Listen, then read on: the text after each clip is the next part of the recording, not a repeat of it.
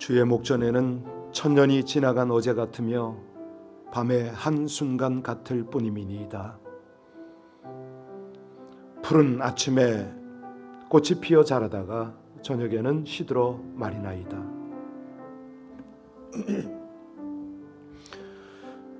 하나님, 우리의 모든 날이 주의 은혜 가운데 있으며 우리의 평생이 순식간에 다할 수밖에 없음을 고백합니다. 우리에게 우리날 계수함을 가르쳐 주셔서 지혜로운 마음을 얻게 하시고 늘 주님의 말씀 곧 하나님의 지혜와 그 명철을 좇을 수 있도록 새벽을 깨우며 하나님의 말씀 앞에서 성령의 인도 앞에서 살아가는 저희들 되게 하여 주시옵소서. 예수님 이름으로 감사하며 기도하옵나이다. 아멘. 최근에 우리가 중국의 상황을 많이 뉴스로 접하고 계시죠? 예. 제가 요즘에 한마디를 계속 들어요. 목사님은 중국 얘기를 너무 한다고. 예, 맞습니다. 어찌하겠습니까? 저한테는 소명의 땅이기 때문에 그렇습니다. 하나님의 부르심이 있는 그 땅이었죠. 지금 홍수 때문에 이재민이 4천만 명 이상이 났다고 그러죠. 4천만 명, 한국 인구의 가름은 정말 준하는 그런 많은 수재민이 집을 잃고 농토를 잃고 생업의 터전을 다 잃어버렸습니다.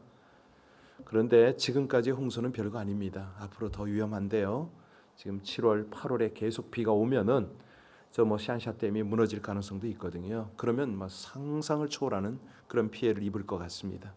그런데 아시다시피 지진이 여기저기서 산발적으로 또 계속 나고 있습니다.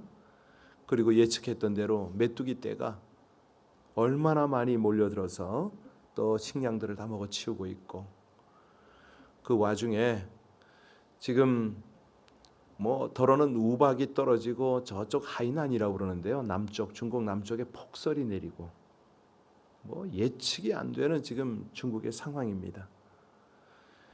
그 밖에도 식량 창고에서 불이 나기도 하고, 그러니까 지금 저는 그런 느낌이 듭니다. 이 중국이 하나님의 교회, 하나님의 사역자들을 그렇게 핍박을 했는데 과연 깨달을까? 예, 지금 저런 상황 속에서 위정자들이 정신을 좀 차렸으면 좋겠는데, 미국하고 무역 전쟁이 벌어지면서 이게 모든 게 중국이 사람의 힘으로 어찌할 수 없는 걸 한계를 느낄 겁니다. 이 시간에 우리 함께 중국을 위해서 기도했으면 좋겠습니다. 그 가운데 우리 모든 교회들이, 교회 리더십들이 깨어서 하나님께 중보하며 이 기회에 복음을 전하게 해달라고. 위정자들은 중국의 시진핑을 비롯한 모든 이들이 공산당원들이요, 하나님 두려운 줄 알아야 되는데 계속적으로 요즘은 중국이요, 예배를 드리기 전에 중국 애국가부터 먼저 하는 거 아세요? 중국 공산당가, 애국가, 그걸 시작하고 예배를 드립니다. 우리 하나님을 두려워하는 나라가 되게 해달라고. 중국 때문에 북한도 너무 어려움을 당하잖아요. 우리 합심으로 함께 간절히 기도하겠습니다. 아버지 하나님, 우리 연약한 인생들이 하나님을, 신실하신 하나님을 경외하지 아니하면 이 수많은 어려움과 아픔과 고통 속에 살아갈 수밖에 없음을 고백합니다. 하나님, 어려움을 당할지라도 우리 하나님을 의뢰하는 모든 백성들을 끝까지 붙드시고 구원하시는 우리 아버지 하나님, 중국 땅이 폐역의 길로에서 돌아오게 하여 주옵소서. 무엇보다도 공산당이 참으로 자신들을 돌아볼 뿐만 아니라 하나님의 위대하심 곧 우리 아버지 하나님의 구원의 역사, 아버지 하나님의 그 놀라운 치유와 회복의 역사를 인정하게 하여 주옵시고, 저 대홍수와 우박과 지진과 모든 재난으로부터 하나님의 은혜, 하나님의 긍휼을 구하며 그들이 돌아오게 하여 주옵소서. 무엇보다도 중국 땅에 있는 하나님의 백성들, 하나님의 성도들, 하나님의 교회들이 우리 주님의 은혜를 구할 때 하나님 돌아보시옵소서. 그 땅의 교회를 회복하여 주시고, 무엇보다 복음의 역사가 왕성하게 일어나서 하나님의 나라, 하나님의 뜻 온전히 드러날 수 있도록 하나님 은혜 주시기를 간절히 기도하옵건합니다. 이 모든 일을 행하시고 영광을 나타내실 주님이 계시기에 온전히 주님 의지하고 기도하오니 속하게 아버지 하나님 모든 일들을 온전히 회복시켜 주시옵소서. 예수님 이름으로 감사하며 기도하옵나이다. 아멘. 오늘은 시편 146편입니다. 시편 말씀 146편 1절로 마지막 절까지 합독하시겠습니다. 할렐루야. 내 영혼아 여호와를 송축하라. 나의 생전에 여호와를 찬양하며 나의 평생에 내 하나님을 찬송하리로다. 귀인들을 의지하지 말며 도울 힘이 없는 인생도 의지하지 말지니 그의 호흡이 끊어지면 흙으로 돌아가서 그날에 그의 생각이 소멸하리로다. 야곱의 하나님을 자기의 도움으로 삼으며 여호와 자기 하나님에게 자기의 소망을 두는 자는 복이 있도다. 여호와는 천지와 바다와 그 중에 만물을 지으시며 영원히 진실함을 지키시며 억눌린 사람들을 위해 정의로 심판하시며 줄인 자들에게 먹을 것을 주시는 이시로다. 여호와께서는 갇힌 자들에게 자유를 주시는도다. 여호와께서 맹인들의 눈을 여시며 여호와께서 비굴한 자들을 일으키시며 여호와께서 의인들을 사랑하시며 여호와께서 나그네들을 보호하시며 고아와 과부를 붙드시고 악인들의 길은 굽게 하시는도다. 시온아 여호와는 영원히 다스리시고 내 하나님은 대대로 통치하시리로다. 할렐루야. 아멘. 우리가 어제에 이어서 오늘도 상황에 관계없는, 형편에 관계없는 찬양, 하나님을 찬양해야 된다. 하나님께 소망을 두라. 이런 메시지가 되겠는데요. 참 이런 신앙생활이 신실하게 그렇게 이루어지면 얼마나 좋겠습니까? 이 세상의 어떤 것보다 더 귀한 구원을 주신 하나님, 또 자녀 삼아 주시고 세상 끝날까지 함께 하시고 앞서 가셔서 예비하시고 또 항상 복 주시기를 원하시는 그 하나님, 이 신실하신 하나님을 신실하게 믿는 신앙, 이것이 참 복된데요. 먼저 1절과 2절을 보니까 뭐라고 그랬습니까? 할렐루야 내 영혼아 여호와를 찬양하라. 나의 생전에 여호와를 찬양하며 나의 평생에 내 하나님을 찬송하리로다. 여러분 지금요 이런 찬양은 아무나 할 수 있는 게 아니죠. 어제 어떤 분이 다윗에게 빠지겠다고 그런 표현을 하셨는데 정말 그렇습니다. 여기 보면 할렐루야로 시작을 해서 할렐루야로 마치는 이 지금 시편인데요. 할렐루야가 우리가 잘 알듯이 하나님을 찬양하라 이런 의미 아닙니까? 그런데 어떻게 하나님을 찬양하라 부르죠? 내 영혼아 여호와를 찬양하라. 지금 비록 어려움 속에 있을지라도 어떤 형편이라도 하나님께 소망을 두고 찬양하라. 여러분 다윗이 지금 어떻게 찬양한다고 그랬습니까? 내 영혼아. 영혼이 담긴 찬양을 하겠다는 거예요. 누구 우리 중에 이렇게 고백할 수 있는 사람이 흔치는 않을 겁니다. 내 영혼아 여호와를 찬양할지어다. 여러분 이게요 신앙의 깊이가 있고 신실함이 여기서 드러나는 거 아닙니까? 우리는 그냥 찬양하라. 내 마음아 내 기도야 이렇게 될 수가 있는데 내 영혼아 이게 전심입니다. 나의 전인격 그 차원을 넘어서는 그런 영혼의 찬양입니다. 우리 기독교가 이제 소망의 종교인데요. 여러 어려운 환경, 상황 이런 속에 있는 주의 백성들이 하나님을 믿고 오직 하나님께만 소망을 두고 그 환경 속에서 믿음으로 나가는 거 아닙니까? 그런데 그때마다 하나님이 어떻게 역사를 하시느냐? 놀랍게 은혜를 주십니다. 화를 도리어 복으로 바꾸십니다. 그래서요 이 시편을 기록한 다윗이 하나님만 의지했다는 거예요. 하나님께만 소망을 두고 산 사람인데 5절에 보면요 욥을 이야기를 합니다. 욥을 우리 같이 5절 한번 보겠습니다. 같이 읽습니다. 야곱의 하나님을 자기의 도움으로 삼으며 여호와 자기 하나님에게 자기의 소망을 두는 자는 복이 있도다. 지금 이제 여기서 이제 야곱이 나왔는데 사실 우리가 소망을 두고 하나님을 섬길 때에 하나님은요 갑절의 은혜와 갑절의 복을 주시잖아요. 욥의 경우가 그렇죠. 자, 우리 하나님이 성경을 통해서 주의 백성들을 권고를 합니다. 자기 도움으로 삼으라는 거예요. 소망을 두라는 거죠. 여기 야곱의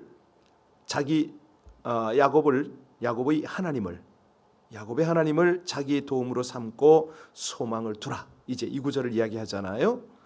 사실 성경에 보면 아브라함의 하나님, 이삭의 하나님, 야곱의 하나님 이런 구절이 참 많이 나와요.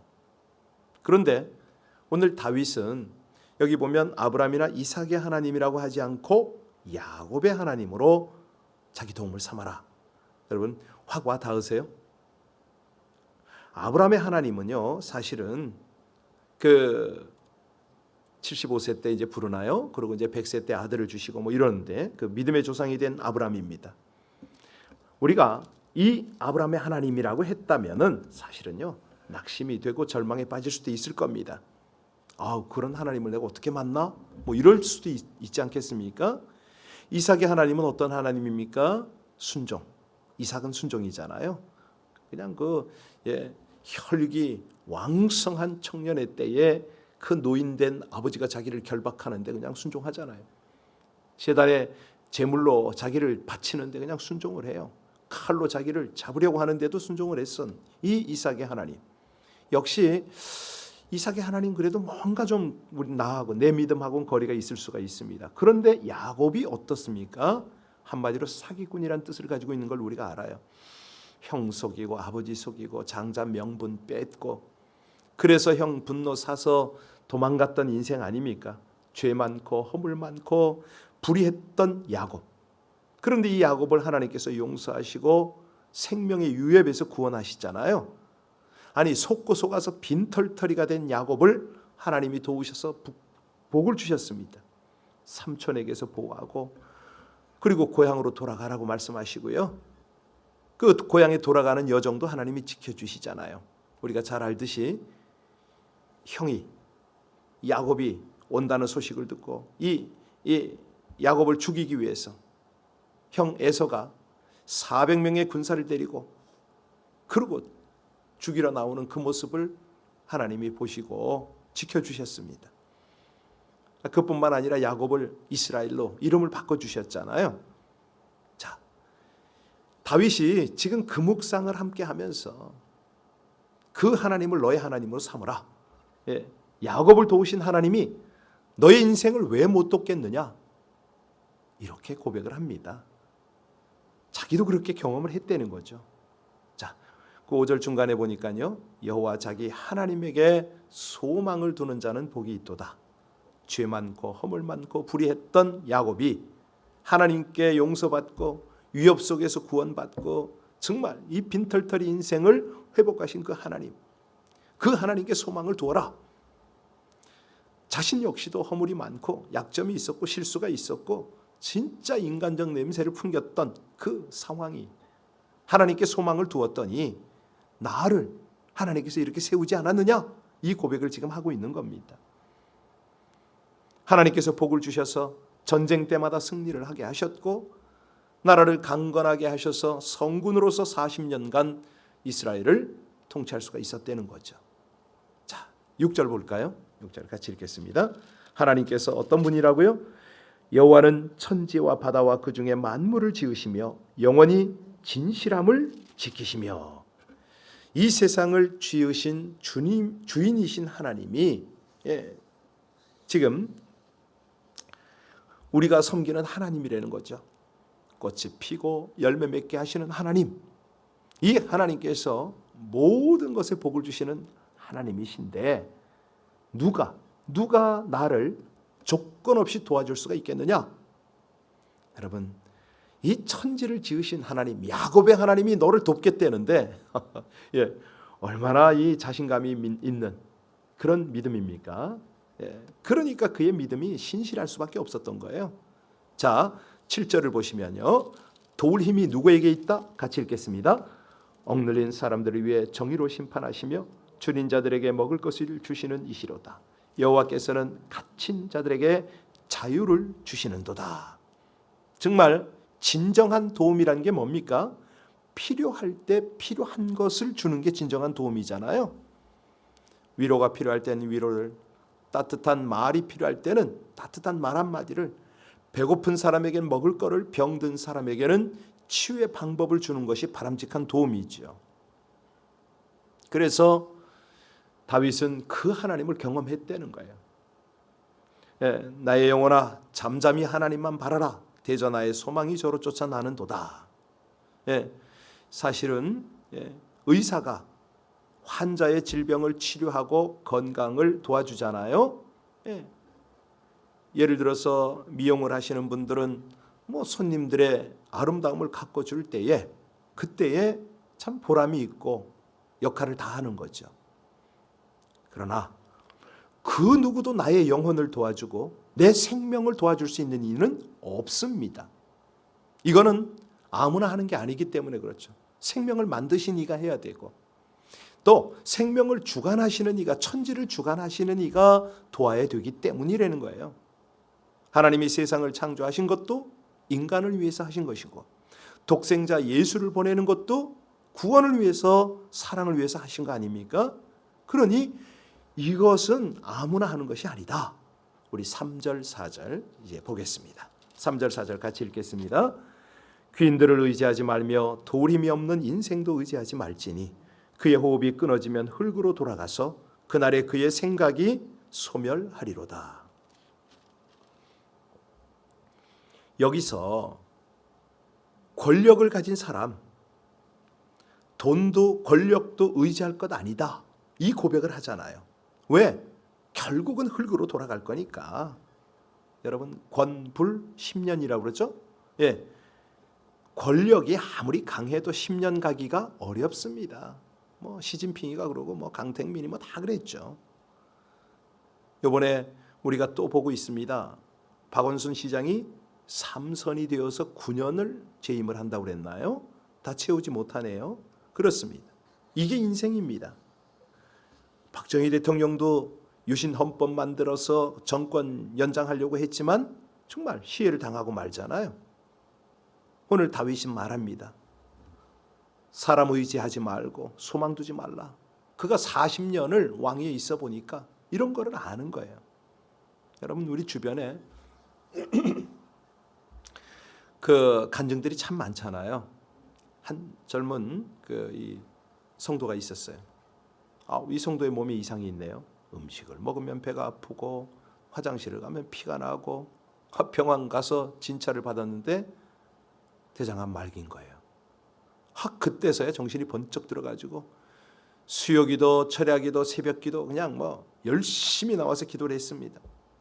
하나님, 제가 주께로부터 받은 은혜와 하나님의 사명을 제가 잊어버리고 돈 그냥 세상 쫓았던 거 회개합니다.